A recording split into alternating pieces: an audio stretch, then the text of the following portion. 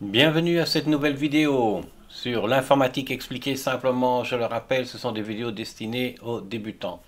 Le sujet traité dans cette vidéo, c'est comment faire une enquête avec Google Survey.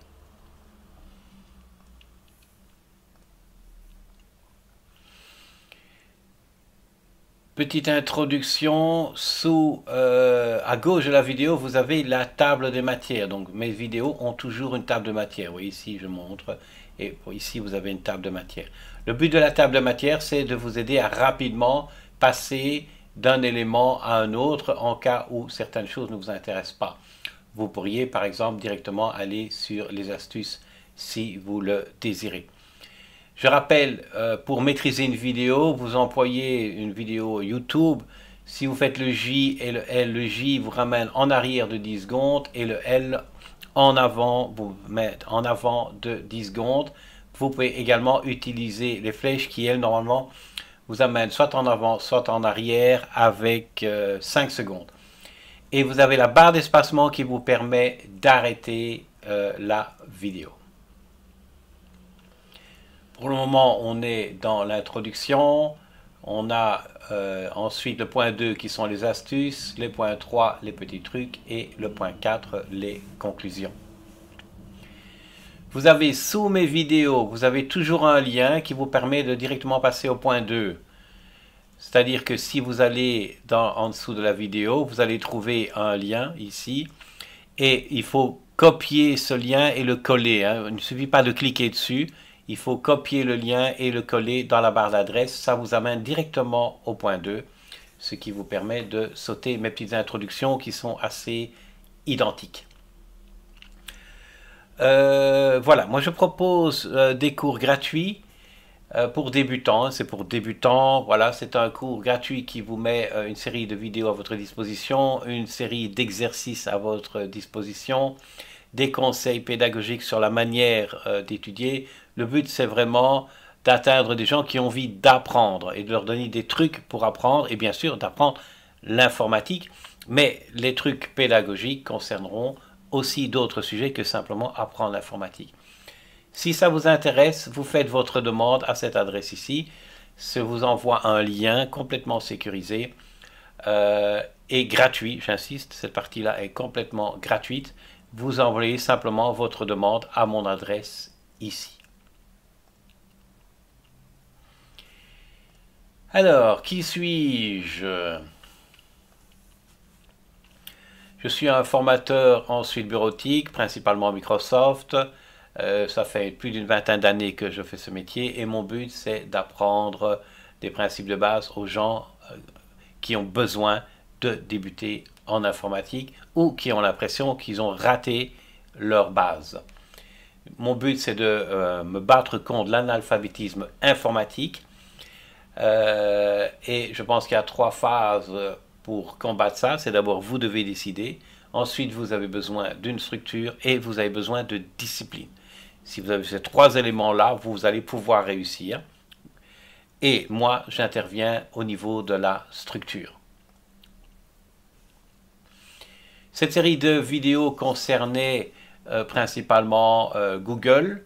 J'avais déjà fait 5 vidéos et nous allons entamer la 6e vidéo, bien au niveau du point 2. Je rappelle que si vous tapez ceci, par exemple hashtag PHH vidéo 100, vous allez pouvoir retrouver ma vidéo. Et je rappelle que c'est important que vous fassiez les choses dans l'ordre. Bien sûr, si vous tapez ça, il faut ouvrir YouTube et le taper dans YouTube. Sur Internet, ça ne va pas fonctionner. Quoique, si vous tapez sans le hashtag, je pense que sur Internet, d'une manière générale, ça va le trouver. Voilà, donc vous tapez, vous allez sur YouTube, vous tapez PHH vidéo, et là vous allez tomber sur mes vidéos, et comme je l'ai déjà expliqué précédemment, dans le bas de mes vidéos, vous avez une description, et le premier lien qui est ici, sauter l'intro, vous permet, comme je l'ai déjà expliqué, d'aller au point 2. Dans la description, vous avez aussi un quiz. Faites le quiz avant ou après la vidéo, ou les deux, de manière à évaluer votre connaissance par rapport au sujet. Et vous avez également sous ma vidéo un autre lien qui vous donne accès à toutes les vidéos que j'ai déjà publiées, classées par sujet.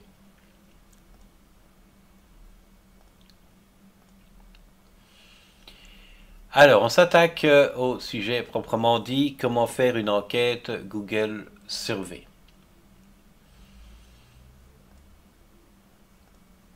Bien sûr, la première partie va simplement consister à se connecter, hein. Vous allez vous connecter sur Google. Je vais vous montrer.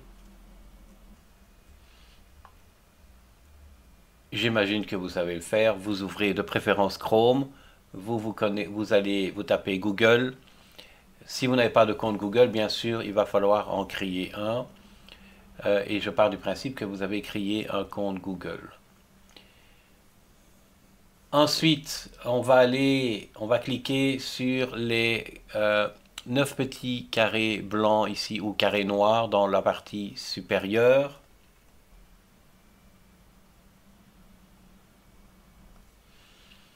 Nous allons ensuite aller sur mon Drive.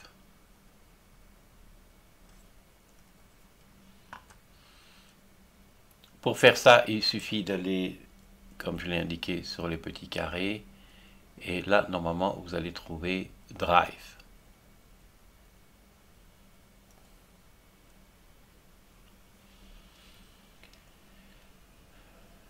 Ensuite, vous allez aller dans mon Drive. Je vais sur mon Drive. Et on va sélectionner Google Form, mon Drive.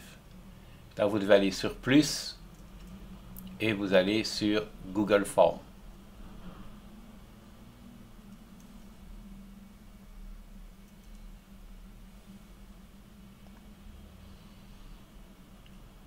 Là, vous pouvez faire à partir d'un formulaire vierge ou à partir d'un modèle. Nous allons faire à partir d'un formulaire vierge.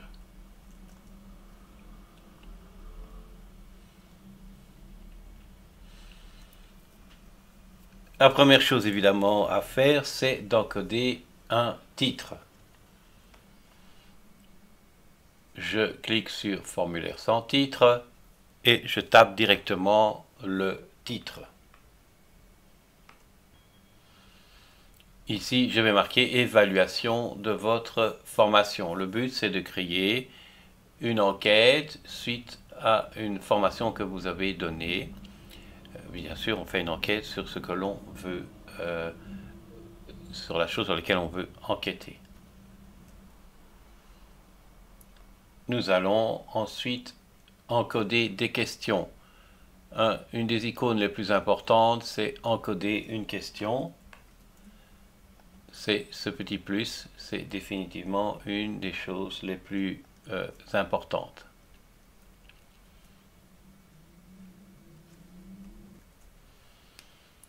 Je vais cliquer sur le plus et je vais marquer titre de la formation. Titre de la formation que vous avez suivi et ici je vais déterminer le type de question. Ce n'est pas un choix multiple, je vais mettre réponse courte.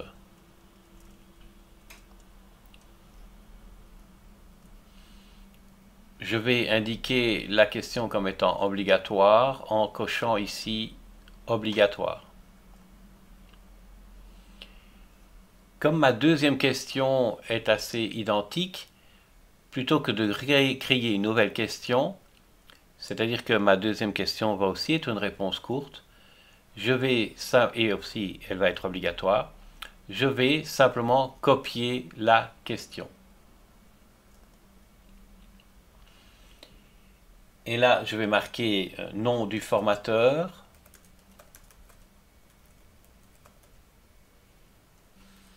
Je poursuis. Je vais faire de nouveau une copie de la même question. Ça va aussi être une réponse courte. Et je vais marquer votre nom.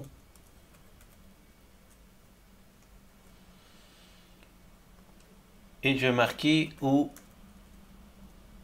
surnom.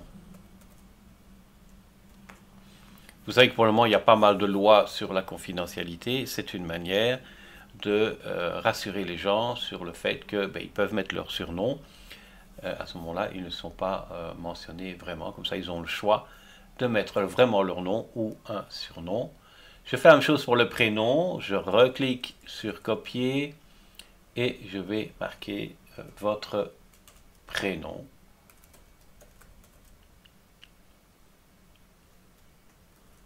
Et je fais la même chose. Encore une copie. Je vais marquer votre société. Ou je peux marquer le nom de votre société.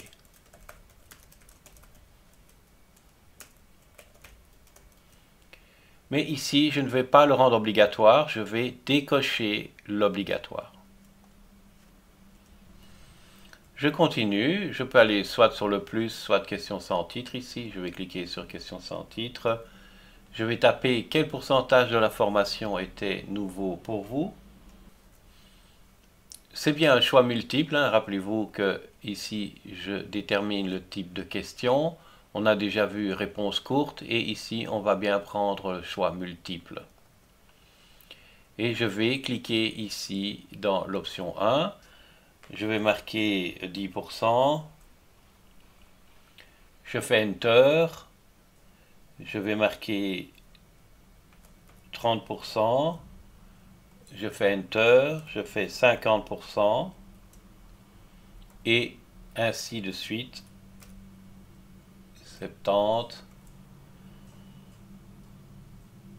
90 et 100. Ça, c'est quand les gens sont super contents, bien sûr. Et je clique en dehors. Apparemment, ici, il y a une autre option. Je peux recliquer ici. Et apparemment, ben non. Donc ici, je ne fais rien. La question suivante est assez identique. Je vais de nouveau la copier. Ah, j'ai oublié de la mettre en obligatoire. Je vais bien sûr la mettre en obligatoire. Je la copie. Et je vais simplement changer la question. Voilà, donc au lieu de mettre quel pourcentage de la formation était nouveau pour vous, je mets quel pourcentage de la formation est applicable de suite. Je continue, la question suivante est similaire, je vais à nouveau la copier. Et je tape quel pourcentage de la formation est applicable dans les 12 mois qui suivent.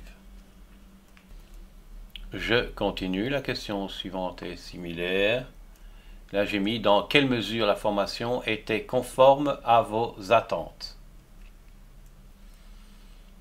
Je continue. Là, c'est de nouveau une question similaire. Veuillez noter la connaissance du formateur sur ce sujet. Question suivante, toujours identique. Veuillez noter la compétence de présentation du formateur. Je vais maintenant rentrer un autre type de question. Je clique sur Ajouter une question. Je tape la question. Là, j'ai tapé comment évaluez-vous le rythme de la formation. Voilà, j'ai mis trop lente, passable, bien, adapté au groupe, très bien, parfait. J'aime bien le adapter au groupe parce que c'est vrai que parfois on a un groupe de pas mal de personnes et on peut avoir des extrêmes au niveau de la connaissance, des gens qui connaissent rien du tout et des gens qui connaissent très bien. Il est clair que le rythme à ce moment-là sera complètement quelque chose de personnel. Question suivante, surtout pour les formations à distance, est importante et c'est avez-vous expérimenté des problèmes techniques? Voilà, là je mets simplement oui ou non. Je mets cette question en obligatoire. Par contre, la suivante, je ne vais pas la mettre en obligatoire. Je vais cliquer sur le plus. Et je vais marquer si la personne a répondu oui à la question précédente, est-ce qu'elle peut cocher un certain nombre d'éléments. Donc là, ça va être plus un choix multiple. je vais choisir pour cette question des cases à cocher. Comme ça permet aux personnes de cocher plus qu'une case ou un cercle. Il faut savoir que parfois les gens ne le savent pas, mais un cercle, quand vous mettez une liste avec des cercles, la personne ne peut choisir qu'une seule option. Par contre, si vous mettez case à cocher, vous avez des carrés, et là la personne peut choisir autant d'options qu'elle veut. Si vous avez eu des problèmes techniques, étaient-ils liés? Je m'assure que l'obligatoire n'est pas coché, et je vais rentrer les différentes options. Je peux déplacer une sous-question. Regardez, quand je pointe sur une question, j'ai ces petits points qui apparaissent. J'ai ici ces petits points qui apparaissent. Et ça me permet, lorsque je vais dessus, de déplacer la question. Regardez, hop, ici c'est lié au son, je la monte. Celle-ci aussi, voilà, comme ça il y avait un haut son. Pas de son sur votre ordinateur. Étiez-vous la seule à avoir ce problème? Le son du formateur était-il semblé le son du formateur semblait mauvais. Et je pense qu'il y en avait un autre. Voilà, donc j'ai mis pas mal de petites questions. Je vais encore en ajouter, mais j'ai mis donc au son, pas de son sur votre ordinateur. Étiez-vous la seule à avoir ce problème? Le son du formateur semblait mauvais. Au fait que vous n'aviez pas d'écran, que vous n'aviez qu'un écran, au fait que vous n'aviez pas de casque à votre ordinateur, à votre Wi-Fi, les programmes n'étaient pas les mêmes, vous n'aviez pas les programmes, vous n'avez pas réussi à connecter au programme, à vous connecter au programme, les langues des programmes étaient différentes. Je vais peut-être corriger ici, étiez-vous la seule, parce que le but c'était la seule personne, mais ça pourrait être mal interprété. J'ai ajouté vous êtes connecté en retard. C'est vrai que ça c'est un facteur prédominant, c'est-à-dire que souvent quand on donne une formation, le formateur au début explique le contexte et les principes de base à maîtriser. Et c'est vrai que si une personne se connecte en retard, il a manqué toute l'introduction et souvent ça joue contre lui durant tout le reste de la formation. Pour cette question, je peux ajouter autre, c'est parce que c'est vrai que ça permet aux gens de eux-mêmes d'écrire éventuellement un commentaire dans le cas où le problème qu'ils ont eu n'est pas dans la liste. Je continue, j'ajoute une question. La question c'est donner une appréciation globale de la formation.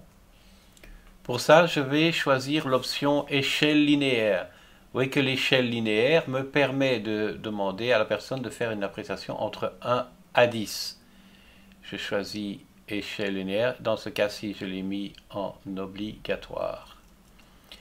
Et vous voyez que lorsque je clique sur une autre question, on voit clairement ce qu'est une échelle linéaire. Vous connaissez ce genre d'affichage.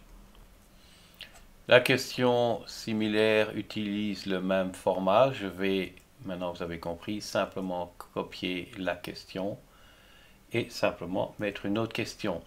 Dans quelle mesure vous recommanderiez cette formation à d'autres? Je vais continuer par deux questions ouvertes. La première, selon vous, qui pourrait... Oui, je vais reprendre cette question-là, elle n'est pas très française. Voilà, c'est mieux. Selon vous, qu'est-ce qui pourrait être amélioré? Et là, je retourne sur le choix multiple et je vais laisser paragraphe. Ça permet aux gens de pouvoir s'exprimer plus longuement sur un sujet et je ne vais pas la rendre obligatoire.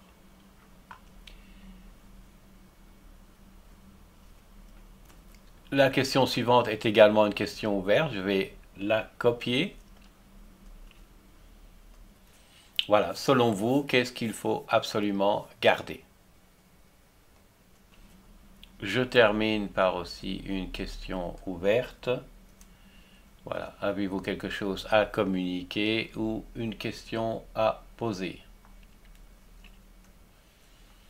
Voilà, nous avons encodé les questions. Pourquoi j'ai passé du temps? Parce que ça peut vous inspirer éventuellement à faire vos propres questionnaires. Et on va aller sur comment envoyer le formulaire. Une fois que c'est terminé, vous avez intérêt à mettre quand même un titre ici. J'aurais peut-être dû vous le dire au début. Mais ici, vous pouvez mettre un titre, c'est important parce que c'est comme ça qu'il apparaîtra dans votre Google Drive. Mais vous voyez que dès que j'ai cliqué, en fait, il a pris ce que je crois qu'il ne fait pas par défaut. Il faut cliquer pour que ça apparaisse. Vérifier cette donnée. Mais ça, c'est important. Évaluation de votre formation. Voilà, pour l'envoyer, ben c'est simple. On va aller ici en haut sur envoyer. Vous voyez, ce n'est pas très compliqué. Vous cliquez sur envoyer et vous avez simplement ici la possibilité de l'envoyer. Je vais simplement me l'envoyer. Je vais taper ici une adresse email. Voilà, hop. J'ai une option ici qui est inclure le formulaire dans l'email. Je ne le ferai pas parce qu'en fait, les gens voient les questions mais ne peuvent pas répondre et ça les perturbe, ils ne comprennent pas alors ce qu'ils doivent faire. Donc je conseille de ne pas mettre ça, inclure le formulaire dans l'email, comme ça ils reçoivent juste un lien. Ce sera nettement plus facile pour eux. Et je vais cliquer sur envoyer.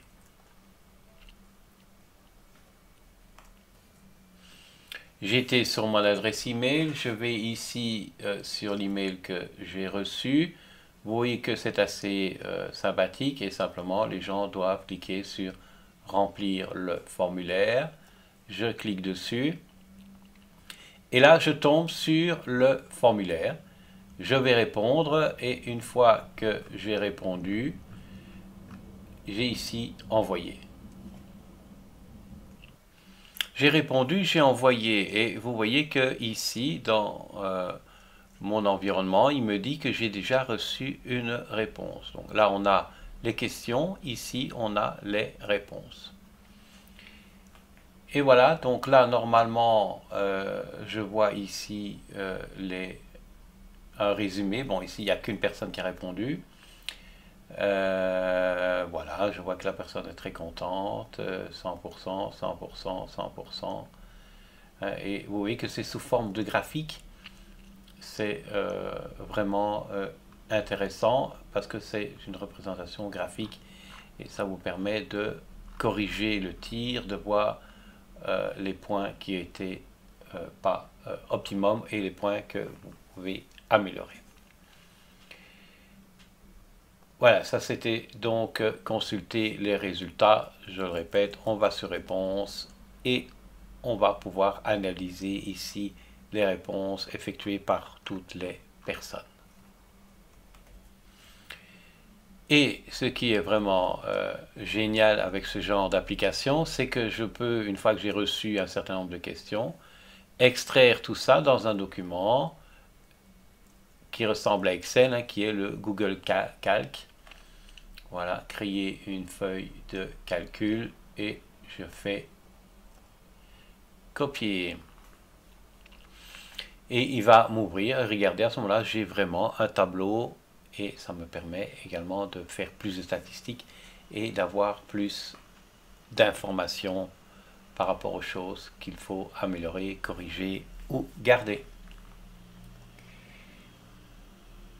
Voilà, ça c'était le sujet dans sa globalité. Nous passons à la quatrième partie. De nouveau, comme je vous ai dit, si vous avez l'habitude de suivre mes vidéos, vous ne devez pas absolument suivre ceci, même si je vous conseille toujours le petit conseil pédagogique. Les vidéos, voilà, c'était la dernière vidéo, comment faire une enquête avec Google Survey. Rappelez-vous, vous pouvez taper le hashtag vidéo 125 dans la recherche de YouTube pour retrouver cette vidéo et vous avez chaque vidéo à son numéro. Le quiz, je crois que j'en ai assez à parler. Rappelez-vous, le quiz en bas de ma vidéo, vous avez toujours un quiz. Je vous invite à les faire pour vraiment tester votre connaissance avant et après. On va passer au conseil pédagogique. Alors, le conseil pédagogique suivant est vraiment essentiel. C'est le fait de répéter ce que l'on apprend. Il faut comprendre que la compréhension n'est pas un absolu en soi. On peut techniquement toujours mieux comprendre quelque chose. Bien sûr, il y a des sujets qui sont tellement simples que on pourrait dire que quelque part on l'a complètement compris. Mais philosophiquement, on ne l'a pas compris. On peut toujours mieux comprendre. Et dans l'informatique, c'est la même chose. Il y a des sujets qu'on peut toujours mieux comprendre. Je peux dire je comprends Internet. Mais pour comprendre Internet, ben, malheureusement, il faut continuer à apprendre. C'est la même chose avec des gestes que l'on fait. J'aime bien prendre l'exemple des arts martiaux. On a beau savoir comment taper avec son poing ou comment éviter quelque chose. C'est uniquement à l'aide de l'exercice encore et encore que vous allez maîtriser le sujet de plus en plus. C'est pas pour rien qu'un grand champion continue à s'entraîner encore à faire le même geste. Et ça, c'est une des barrières principales pour les gens qui veulent apprendre, c'est qu'ils ne persistent pas, ils ne continuent pas à s'entraîner. Donc c'est cette discipline qui manque dans la plupart des mentalités des gens qui abandonnent. C'est le manque de discipline et entre guillemets l'ennui dans la répétition. Et aussi on a l'impression qu'on est un petit peu bête de répéter. Vu de l'extérieur, on est bête, mais quelque part, ce n'est pas important de l'image qu'on envoie quand on répète quelque chose. On répète quelque chose, simplement, on répète quelque chose. Et on ne tient pas compte du fait qu'on peut avoir l'air bête ou ainsi de suite. On peut répéter un exercice, on peut répéter un mouvement. Donc la répétition, c'est vraiment fondamental. Avancez lentement avec les vidéos. Si vous regardez une vidéo, regardez la vidéo à nouveau. Souvent, il y a des éléments qu'on n'a pas vus. Si vous regardez une vidéo, on vous apprend quelque chose. Si vous revoyez la vidéo après, vous vous dites « Oh zut, ça, j'avais pas compris. Oh, ça, je comprends mieux. » Donc, répétez, réécoutez les vidéos. C'est important. Et bien sûr, appliquez les principes qui sont dans la vidéo. Refaites les exercices de la vidéo. Au plus vous allez le faire, au plus vous allez maîtriser. Donc ici, répétez, répétez, répétez, et vous voyez que votre compréhension va s'agrandir. Répétez, répétez, répétez. Voilà, merci de votre attention. C'était un petit peu plus long cette vidéo, mais je pense que ça vous a permis de pratiquement faire une enquête. À très bientôt.